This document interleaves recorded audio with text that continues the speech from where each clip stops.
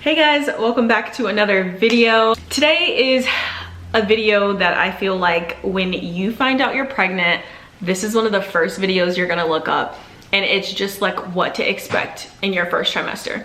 And I wanted to do one of these videos personally because I have looked a lot up, but I did not find that like a lot of them related to me and how I felt during the first trimester. I'm gonna put a full disclaimer out there. I actually had an amazing first trimester. So if you're looking for just some like information about like how horrible it may be or what to expect, the negative sides of it, honestly, this may not be the video for you because I'm gonna be completely honest and say that like it was amazing for me. So if you're right now, if you're feeling like, okay, you found out you're pregnant, and you're in your first trimester, but you haven't really started to feel any of those like horrible symptoms and you aren't getting super sick and all of these things, this is the video for you because you may just be one of the lucky ones and not ever experience it like me. And I remember during the first trimester, everybody said like, just wait, it's coming, trust me, just wait. Just wait, you're gonna get sick, you're gonna go throw up. And I am now almost in my third trimester and I can tell you, those things never happen. So without further ado, if you want to hear a little bit of a positive first trimester experience and something that you may experience as well, please keep on watching.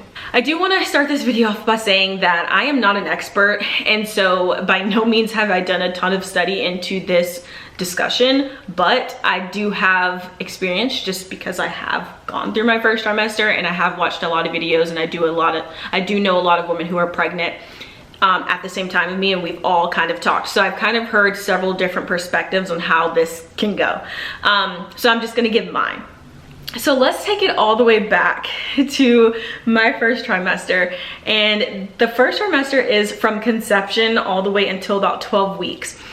Those first 12 weeks were honestly harder emotionally on me than they were physically. I didn't really have, like I said, many horrible physical symptoms, but I will say that like mentally it was very difficult. As I've mentioned before, my husband and I have experienced a miscarriage, so like that was very difficult for me to not be past the safe zone, where the 12-week period is where people are usually like, you know, you have the least chance of miscarrying and you are like in the clear, which is not even really true.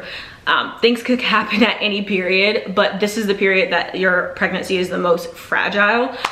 So it was very mentally tough for me to just like not know what was going on. You also don't get your first prenatal appointment until like 8 to 10 weeks, I believe. And so you have if you find out pretty early like I did, you have quite a while to wait and just like think about the baby and like the pregnancy and what could go wrong. And honestly, it's not a good place to be. So I definitely would like to encourage you. I really want to encourage you and just help you see that like no matter if this is full term or no matter if something unfortunately does happen, it's something to celebrate and you shouldn't feel guilty about that. And also, I know it's so hard, but do not think about it. Every single negative thought that pops in your head, just replace it with a positive one, and I promise you, you'll get through it. And before you know it, you're in your 13th week and like the second trimester has started. It really does go by that fast. But yeah, let's talk about some of the things that I did experience physically. One of the things that I experienced was just like boob growth. That happened immediately. Like I felt like my boobs grew just tremendously in the first trimester, and I wasn't really expecting it to happen that fast. I wasn't showing, however, I was extremely bloated. So I thought that I was showing a lot earlier than I was, but it was just bloating. And it didn't matter like if it wasn't just like after I ate or things like that. It was literally like all the time. I woke up and I was just like, I don't know, I had a tummy. I'll insert a picture here of what I thought the bump was at that time, and it was actually just bloating. But yeah. Yeah, so that was one thing that I experienced. The boobs, the bloating. I also experienced minor fatigue. It really wasn't too bad to where I literally was just laid out on the couch all day. I was working remotely at this time, so if I really was that tired, I really could have just been on the couch working all day. But I did have some energy. I did The one thing that I didn't have energy for though was working out. That like stopped in my first trimester. But I had energy to like get up, get myself dressed, you know. I don't know, it really wasn't that bad as far as, I didn't really notice that huge of a difference at first, but then going into my second trimester, I did feel extremely different, and I had a lot more energy. So maybe honestly I did get, like I did have a dip in energy a lot more than I thought I did. I'll have to ask my husband about that one because maybe I was just, I'm tripping and I can't remember clearly, but that's just my perspective. That was another thing that I experienced. Also, I did experience a bit of like shortness of breath, I guess I would say. That was something that was so annoying. I would literally go walk my dog for 15 minutes or walk up the stairs or even to the car and I would be out of breath.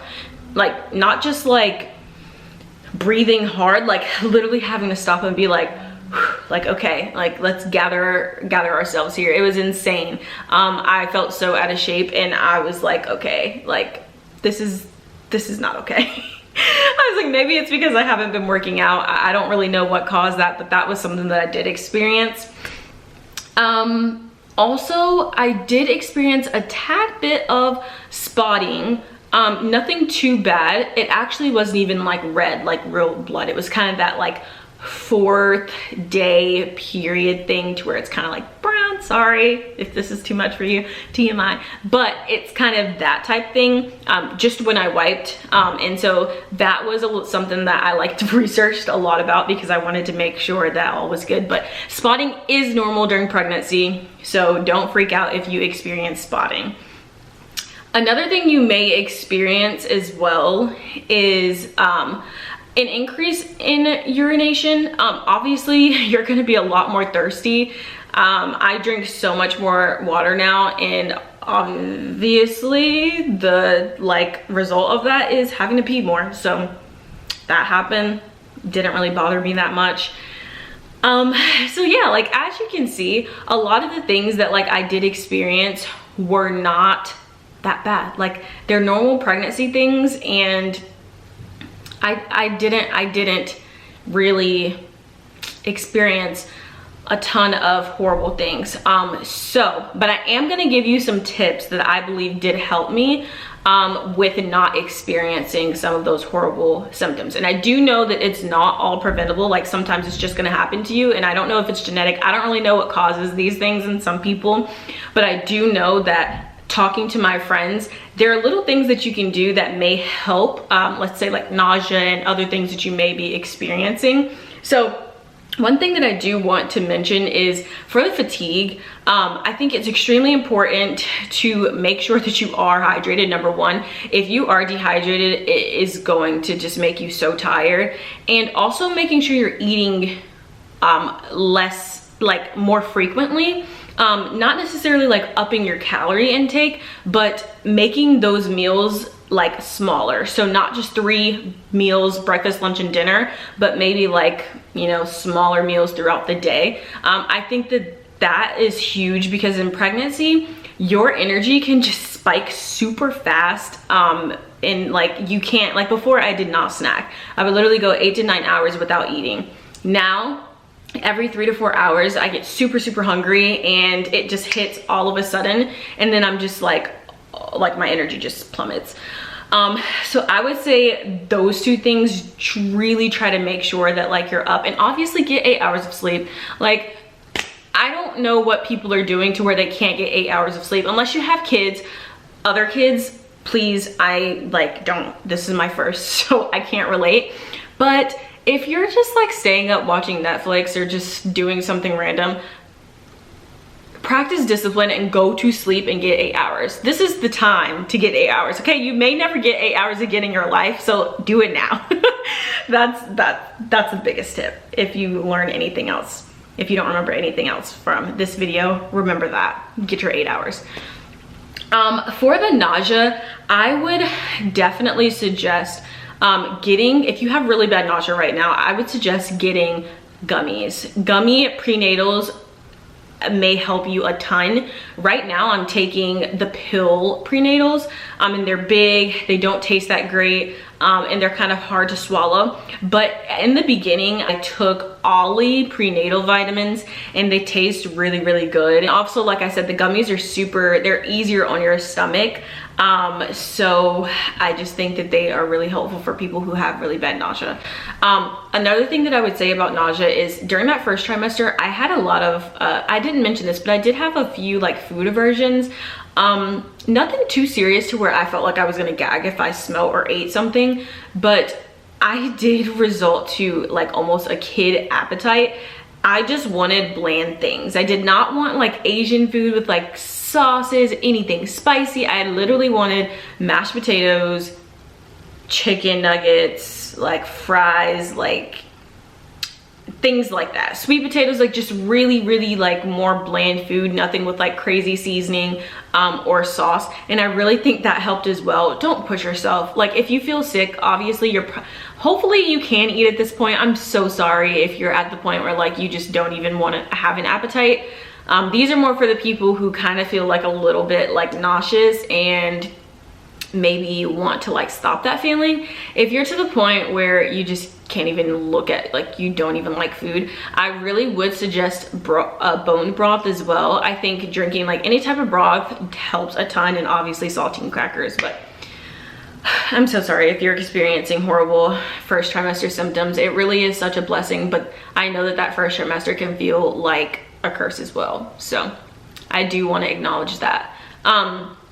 But yeah, I think those are the main things. I think once you get into the second trimester, there are some more things that I would suggest doing. I had a little bit of a bump in the road in my second trimester, so if you are interested in hearing about that, please subscribe, and I'll definitely share at some point when I'm not in my second trimester. I have about 2 more weeks and then I will be able to share my experience in my second trimester. If you're one of the lucky ones, congratulations. If you're not one of the so lucky ones, I'm so sorry. However, you may have a better second and third trimester than us lucky ones with a better first trimester.